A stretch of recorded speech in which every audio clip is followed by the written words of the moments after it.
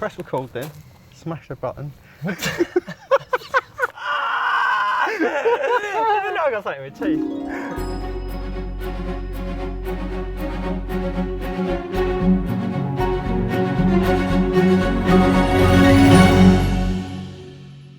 Right, I think, Rodney, carrying it all over to the cottage piece by piece is going to just, in this heat, is just a waste of time.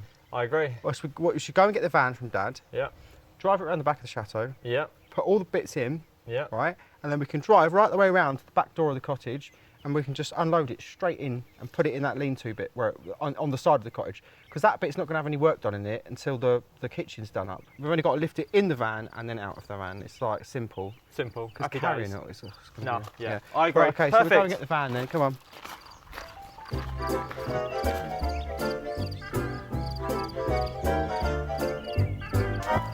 Right, we're going to take this then, yeah? Yeah. Right. You know how to drive it, Ryan? I think so. It's been a while since I've driven a van. Do we need seatbelts on private property? Of course we don't. No. Alright, we're rolling. Some nice work gloves there. I'm going to steal those. They're mine, I just put them there. Oh, right. I thought they were my dad's.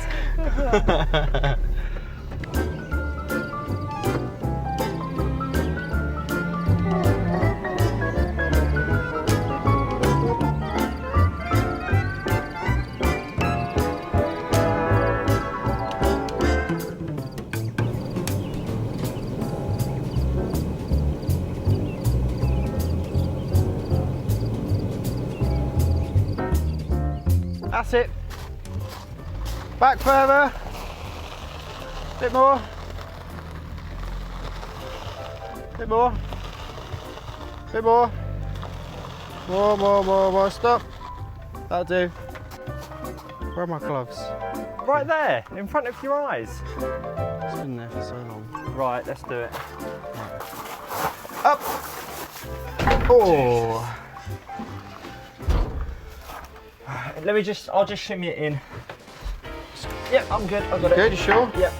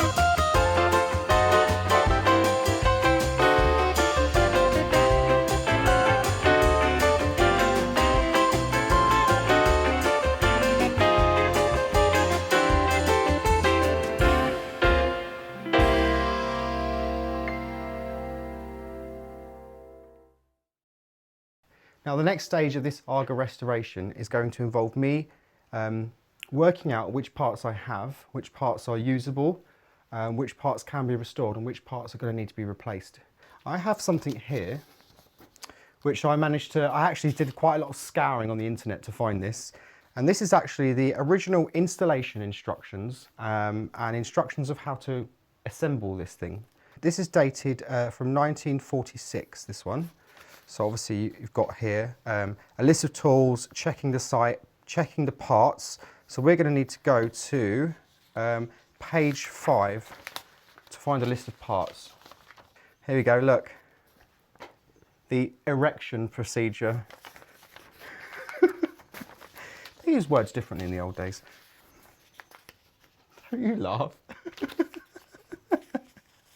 I've got people out of shot laughing at me. I'll try and be professional. 2 base plate filler plates. Check, we've got those. The base plate, which is this piece here, I've got that. 4 corner stay rods, we've got those. Thankfully, I ordered those before. They're a bit rusty, but I think they'll polish up. Now, actually, I don't have any of the nuts and bolts for this thing, but you can order a box. It's like a tray set that has every nut and bolt that you need.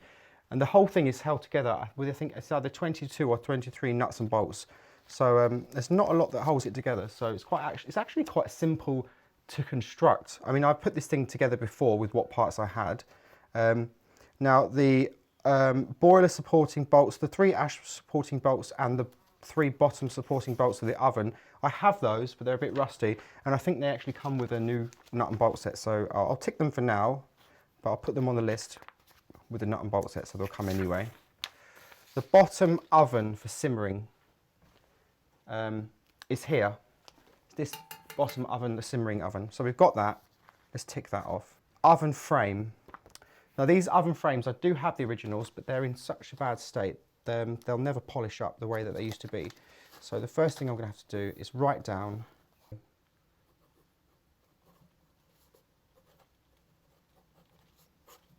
okay, Aga parts. 2 oven frames, perfect. The bottom fixing bolts, we haven't got those, but they're going to come with a nut and bolt set. So the next part we're going to need is the ash pit. We have the ash pit, took some finding earlier. The ash pit tunnel, look at this, asbestos sealing string. Now we're not going to be using asbestos, they actually do a modern equivalent of this. And it's made from glass fibres. We also need an ash pit asbestos sealing rope. We don't need asbestos, we're just going to need a glass fibre one. All the fixing bolts, so ropes and seals, I'll put that on the list, that's fine. The grate and the grate carrier, we have both of those, thankfully. They'll need shot blasting, of course, but it's not a problem. I'll get someone to do that. Now this is the assembly for the boiler.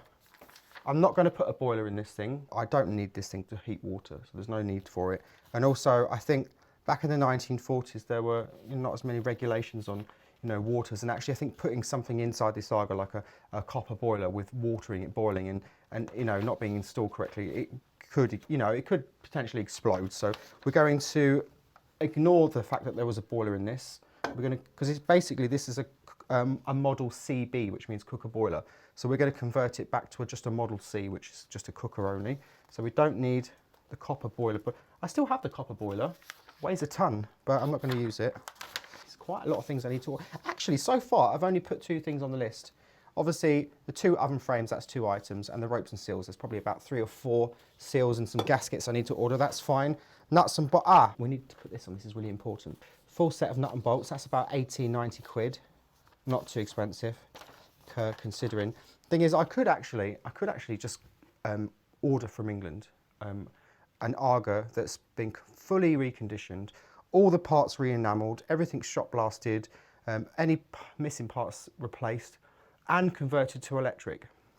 But what's the fun in that? And that would probably cost me about between £3,500 and £4,500. I could probably do this for a quarter of that. And this, why pay someone else to do it when you can do it yourself or do it ourselves? So there's no reason why we can't do that. The inner barrel, it's here. Inner barrel, it's got a bit of corrosion on the bottom, but it's going to actually still work properly. Insulating ring, we've actually got 4 of those, so no need to replace those. The outer barrel, that's this piece here. That is where the anthracite or whatever your solid fuel is, that goes in there, and that's basically where the fire is. So that's all in good condition. There's no cracks in it, a bit of rust, but that will shot blast off. So there's no need to replace that. As long as that's sound, we're okay. I mean, if that had a crack in it, we'd have a big problem. So I know for a fact, and you can tell it's got no cracks in it because it's got like it rings. Can you hear it ringing? If that had like a like a dull or sort of more of a thud sound, you'd know it had a crack in it. So we don't have to worry about that. We've got that. Now this I mentioned earlier, this is really important. This is the auxiliary air inlet. If it doesn't have one of these, the fire's going to overheat. If anyone has got one of these old solid fuel lagers and they're still using it, make sure you, with a vacuum cleaner, you usually find the opening is here to the auxiliary air inlet. Make sure that is always clear, because if your Aga overheats, you're going to get problems with, like, the inner castings are going to melt, or they're going to warp, or they're just going to lose their strength. So I can't even write. My handwriting is so bipolar. Sometimes it's in lowercase, sometimes it's capitals. A simmering plate plug, they're both there. We've got both of them, one for the hot plate and the other. Now this is important. Look, a lot of these things I don't have. I've got the flue manifold. I've got the flue chamber, but mine is, this should be enamelled. Mine's not enamelled, so it's been shot blasted. So I'm going to need a new flue chamber, a blanking off plate. I'm also going to need a flue manifold gasket as well, and a flue spigot. Let's put those on the list. This is where the list starts to add up. I do have a flue chamber door, but mine's got a huge chip in it. So I'll see how much they are and put that on. If I can get one cheaply, I'll get another one. Some of these things are actually really, really important. This is the really important parts that actually control the temperature of the cooker.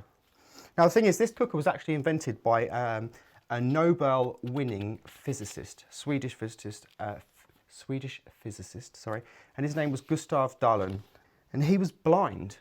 Obviously, with an old-fashioned range cooker, you've got to refuel it, and you've got to constantly adjust the air intake, to heat the fire up or cool it down, just to maintain an even, steady temperature in a cooker. He noticed it was quite difficult for him and his wife to control, so he had the idea that he was going to invent a range cooker, a new range cooker, a completely new design that would mean once it's been lit and it's up to the correct temperature, just without any controls of any dials, this cooker would actually maintain its temperature, and all you would have to do is just keep refueling it and give it a clean probably once a day or once a week.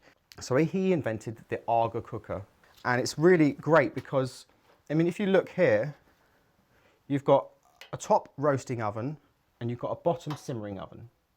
Okay, and on the top you have a hot plate, two hot plates. You have a boiling hot plate which is above the fire, and you also have a simmering plate which is above the roasting oven. So basically, once the Aga's heated up, this damper closes through a mechanism involving a tube that goes into the flue. That closes and the fire dies down. So the oven is nice and hot, it's got lots of insulation in it, it keeps its heat. Obviously once you start using that oven, it's going to cool down. If you start using the hot plate, the temperature's going to drop. This thermostat will know that it's cooled down, and then it will open again and let more air into the fire, so it will heat back up again. Once it's hot enough, it will close again. So it basically maintains the temperature itself without you having to worry.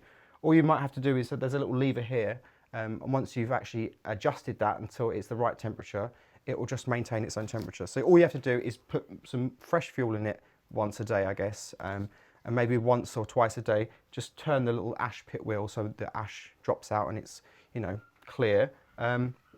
So it's great. So it's basically designed so that a blind person could use it. So he knows that the hot plate is on the left, he could lift up the lid and he could put a pan on there and he would know that it would be the right temperature. Simmering, exactly the same. He'd know that it was always the correct temperature. If he wanted to roast something, he'd just find, look, it's really simple. It's all very ergonomic.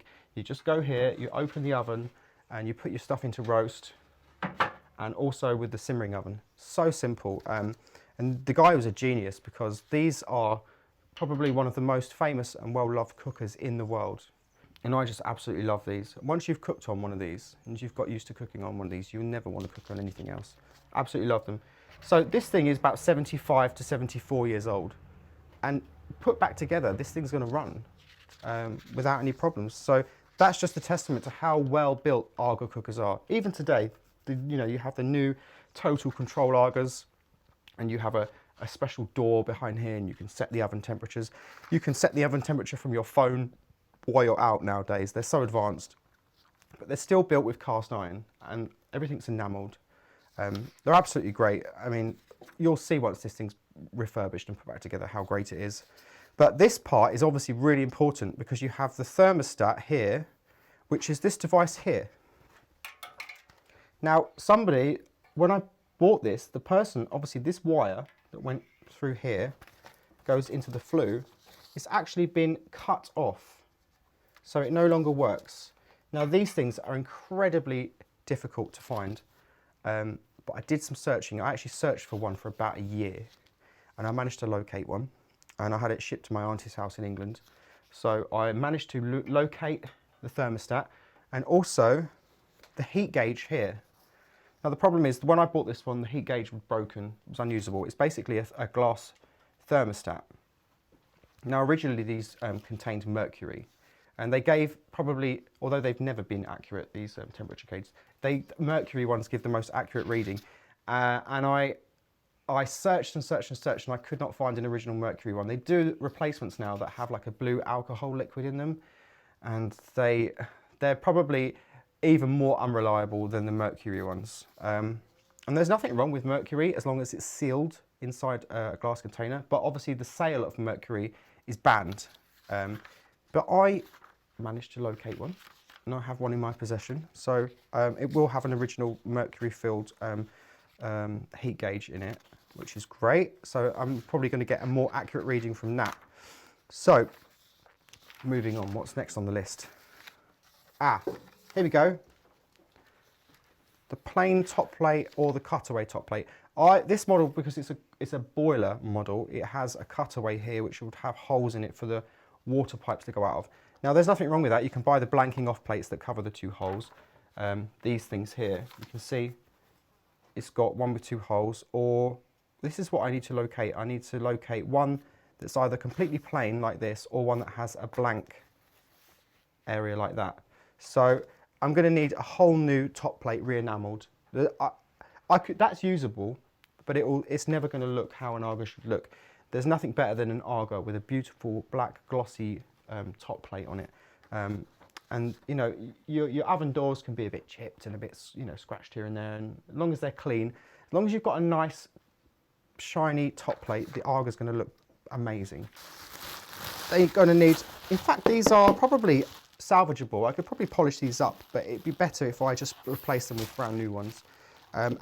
These are aluminium ones, and I don't think aluminium is the correct lid liner material to use for solid fuel. I actually think they should be stainless steel ones for solid fuel. They should be steel liners. So I'm going to have to order 2 new steel lid liners, new insulation, which is it's like a ceramic wall. It's like a white, looks like, I don't know, it looks like cotton wool or something, but it's made of glass, and new rope seals.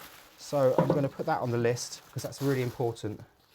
We need a riddling rod. It's called a riddling rod. It's basically a rod that you put into the ash pit, and it has a hook on it, and you can turn this device here. This is a flue. No, this is an ash spin wheel. I don't know what they call it, exact name for it, but basically it's like a spiral. It sits in the bottom of the fire, and you have a hook with a stick with a hook on it, and once a day or twice a day you put the rod in and you turn that, you pull it towards you, and that spins, and any ash drops through into the ash pit, which then keeps it clear enough for the air to flow through to the fire. So I'll need all of the tools that come with it. I don't have the tools, so I'll just put full tool set, because that's going to be needed. That's really important. That includes an ash pan. What else am I going to need apart from shot blasting? I need a new back plate. A new back plate. I've got the side plates, they can be repainted. See, this list is getting quite long now, look. I think that's most of the things that I need, to be honest. A new towel rail. I mean, I could polish this up, but it'd be nice just to buy a brand new one. Especially things that are on the front of the cooker. Things that are on the top of the front, if you can replace them, it's going to just look much better, because, you know, it doesn't matter if the inside's a bit rusty, a bit tatty, like, you know, you don't see it, as long as it works correctly. It's the aesthetic of it that you want to look good. So a couple of interesting things here as well, actually. This little book that I managed to find. Didn't actually come with the Aga, but I know that when you purchased one of these years ago, they would actually come with one of these. This is your Aga model C and CB. We've got a CB, we're going to convert it to a C, cooker, and how to use it. So this is an original 1940s book, I think. It could have been printed in the 1950s, but I'm sure it's exactly the same book from when it was first built. So this is the Aga cooker here, fully assembled, how it should look. So you've got the hot plate, the boiling plate, the simmering plate, roasting oven, simmering oven, you've got the ash fire door there, the ash pit door, the little controls and everything, and your heat gauge. And this actually has, it comes with a 10-year guarantee. So this is a facsimile of the 10-year guarantee we give with each new Aga cooker. The guarantee runs from the date of installation, so when your Aga has been installed, be sure to fill in the registration card attached to the back of this booklet and send it to Aga Heat Limited, Orchard House, 30 Orchard Street, London, W1. Strongly recommend that you complete and send the card to us in the same way so that we can register you as an Aga owner. And it still has its original Aga Heat Limited 10-year guarantee card. So it's a registration of owner's card. And this, you fill this out and send it in. You would have filled it out and sent it in, and that would have given you your 10-year guarantee. Well, 10-year guarantee. This thing's 75 years old now. Let's see if we can get it back running again, and prove that the 10-year guarantee is far too short. Here we go. Let's have a look at this. Cookery Advisory Department. Here we go. When the Aga first came out in 1929, it was of course a revolutionary event. The Aga still is, in many ways, a revolutionary cooker. It still is today, after 70 years of this book being printed. But that does not mean that the person who uses it has to practice revolutionary cooking methods. The Aga does not require any special skill or special any special knowledge, nor does it require any special recipes. Of course, the makers of Aga are extremely interested in cooking and retain a staff of experts who do nothing else. This staff is working for everyone who owns an Aga. So if you have any sort of cooking query, you are extremely welcome to write in about it to the Aga Cookery Advisory Department, Orchard House, Orchard Street, London, W1. There you go. I don't know if the Aga Cookery Advisory Department still exists, but I'm sure they've got a modern equivalent. So you can actually, if you just have a look here, you can see how the Aga works. So you have your roasting oven here, your simmering oven here, and you have a hot plate, which is the boiling plate, which is directly above the fire. Can you see the fires here? And that is the fuel, like a anthracite or equivalent, and the simmering plate here. So your air goes in here, passes through under the fire, and goes up through this grate. Obviously, oxygen passes over the fuel, which is lit, travels around underneath this hot plate, and then goes up above the roasting plate, and then is directed back under the simmering plate and up and out of the flue. So it's really simple. Air goes in, fire burns, the hot gases and smoke goes around the ovens, under the hot plates, and then up out of the flue. Really simple, but revolutionary. Actually, this is what I need to order. So I'm going to need a fuel hod, a shovel, a riddling tool, a plug lifter, a barrel rotating tool, because the barrels need rotating once a week, a tool holder, that'd be nice to find one of those, a wire brush for cleaning the hot plates. You know, if you get any spills of burnt food on there, you can scratch that off with that, a long flue rake and a short flue rake. So I'm going to have to find all of the operating tools, but I know a man in England who can supply me with those. So now all I need to do is go sit down on my computer, go onto the website of the man that does all of the spares and repairs, parts, and draw up a price list.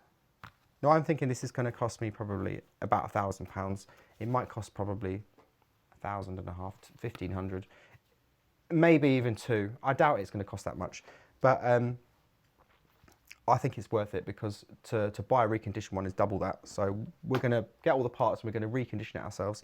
And this is going to provide all the food and all the warmth in this cottage. It's going to be the heart of the home. So this is probably the project that I'm most excited about, because kind of the whole reason I did this cottage up.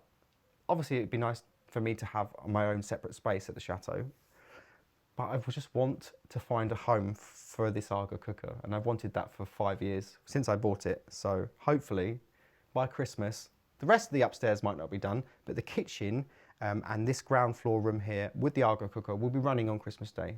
I guarantee it. So there you go. Also, one more thing I want to show you as well. This is something I purchased. This is gorgeous. This is an old Aga. Can you see it's got the logo on it? An Aga iron. And this is probably dated from the 1940s as well. And you have a detachable handle. So what you would do is you would have 2 of these originally, but I don't have the 2 of them. This one I need to have it re-chromed at some point, so shot blasted and re-chromed. I don't know how I'm going to get that done, but I actually used to use this when I lived in Manchester when I had an old Rayburn. So you put that on the hot plate, the boiling plate or the simmering plate, depending on how hot you want it. Let it heat up, and then you have the handle which you keep separately, and then you attach that, pull the lever, and you iron your clothes. So no need for an electric iron. And obviously with an Aga, there's no need for a kettle, like an electric kettle, because you can boil your kettle on the Aga. No need for a microwave, because the Aga's already on. No need to wait for it to heat up. You can just put some food in and it will heat up really quickly. No need for a slow cooker because you have a simmering oven.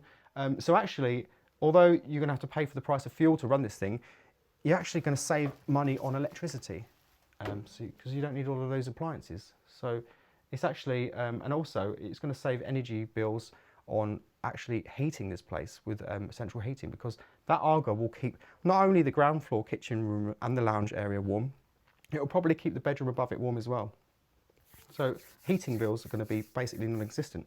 Just got to pay for the fuel to run this thing, so it's going to be fantastic. I'm just so excited. So I'm going to go and price up the spare parts, and I'll see you guys next week.